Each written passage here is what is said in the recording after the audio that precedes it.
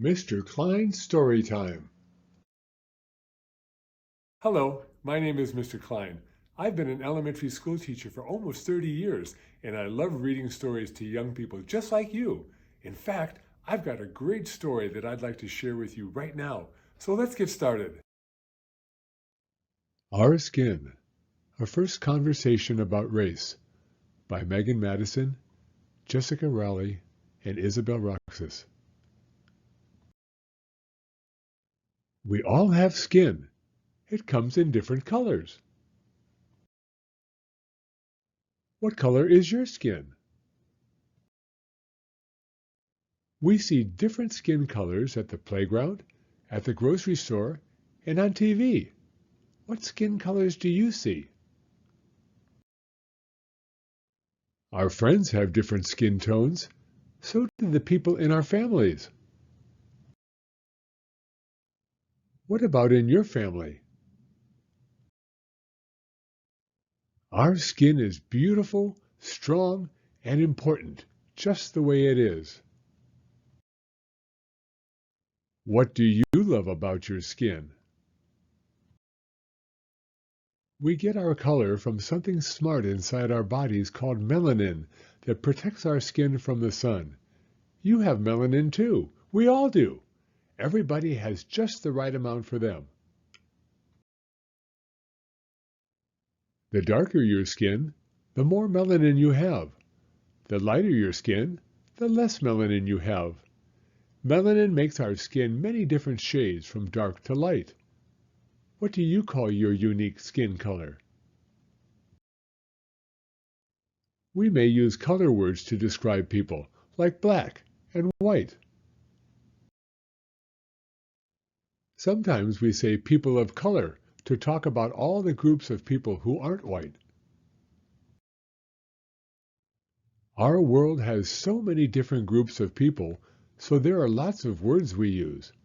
Black, indigenous, Asian, white, Arab, Pacific Islander, African American, Latinx, biracial, and so many more. What groups do you belong to? Skin color can't tell you much about what people are like, what they know, what foods they think are yummy, what their favorite books are, or even where they were born. Just by looking at someone, we can't tell who they are on the inside, but sometimes people try to anyway. A long time ago, way before you were born, a group of white people made up an idea called race. They sorted people by skin color and said that white people were better, smarter, prettier, and that they deserved more than everybody else. That isn't true or fair at all, but it's a story that has been told for a long time. When people believe this untrue story about race, that's called racism.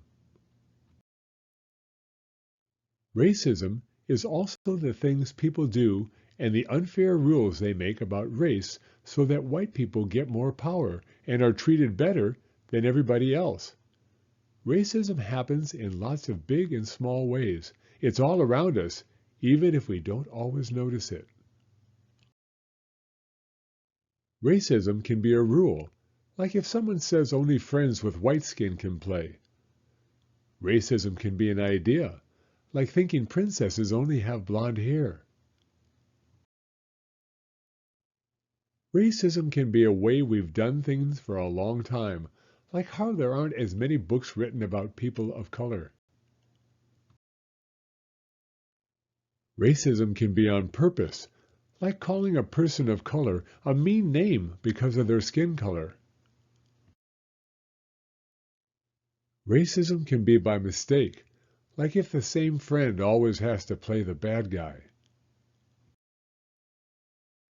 Racism hurts and is always unfair. That's why it's important to talk about it and do our part to make things better. All the time, even right now, people are working for racial justice, by telling the truth and sharing feelings, by treating people the way they want to be treated, by bravely saying, "That's not right," by marching in protest, by singing songs that bring us together, by changing unfair rules, by teaching, helping, learning, and listening. We can do it too.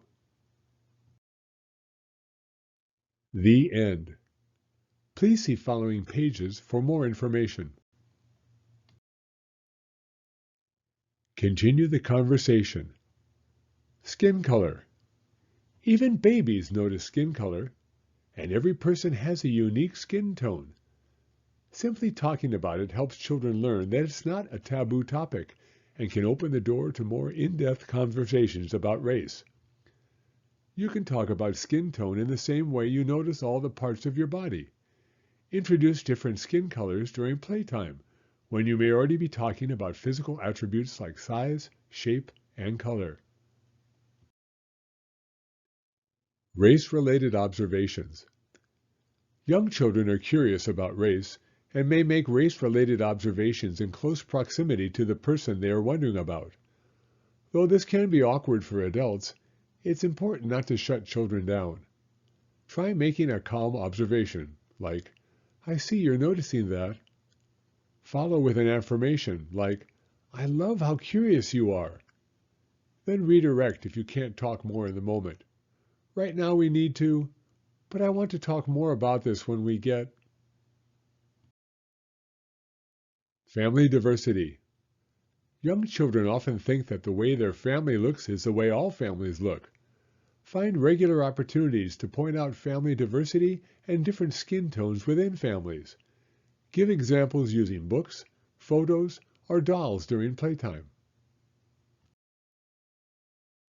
Identity terms.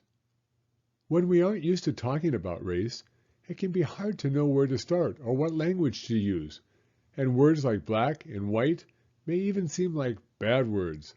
They're not. Having accurate and appropriate language for social identity groups empowers children. Introduce identity terms during play or while reading books to help young children learn the language they need to describe themselves and to be comfortable with human differences. Stereotypes and prejudice. Children as young as 6 months categorize people by skin color, and by 3 years, they may start to demonstrate racial bias. One reason for this is that young children tend to generalize. Try to guide conversations to individuals rather than groups. For example, if a child says, "Daddies go to work," you can say, "Which daddy are you thinking about?" These shifts in thinking help children learn that generalizations and stereotypes are problematic. Race. You may have learned that race is a social construct, but what does that really mean? And how do you explain it? Race is an idea that emerged in modern times and that has no basis in biology or science. Racial categories were invented to advantage white people and to justify slavery, colonialism, and genocide. There are still many people who don't know or understand this history. To talk about race and racism with young children, it's important to start or continue the work of understanding it yourself so you are comfortable breaking it down. To learn more, visit our website for recommended books and articles. Racism. You have permission to talk to young children not just about diversity and differences, but also about injustice. Young children are already seeing, being impacted by, and perpetuating racism. As the grown-ups in their lives, we should not avoid topics that are confusing, scary, or sad. We need to help them understand and navigate those topics and feelings. Learn how to explain racism in your own words. This will help you find the right words to explain it to young children and follow their lead when they have questions. Call out racism as it manifests in your own lives and continue to discuss this openly with your children. This will help them do the same as they grow. For more on ways to define and understand racism, visit our website. Empowerment and activism. Young children learn more by watching what you do than from what you say about your beliefs. Racism is baked into the culture of the United States. In order to undo this system, we must actively participate in anti-racist efforts. There are so many different ways to get involved. Brainstorm ideas together and start small in your community. For more ideas on ways to empower activism in young children, visit our website. Visit firstconversations.com for up-to-date information, support, and ideas. Thank you for coming to Storytime. If you like this video, please give it a thumbs up. I read new stories every week, so be sure to hit the subscribe button if you'd like to hear another one. Hope to see you again soon.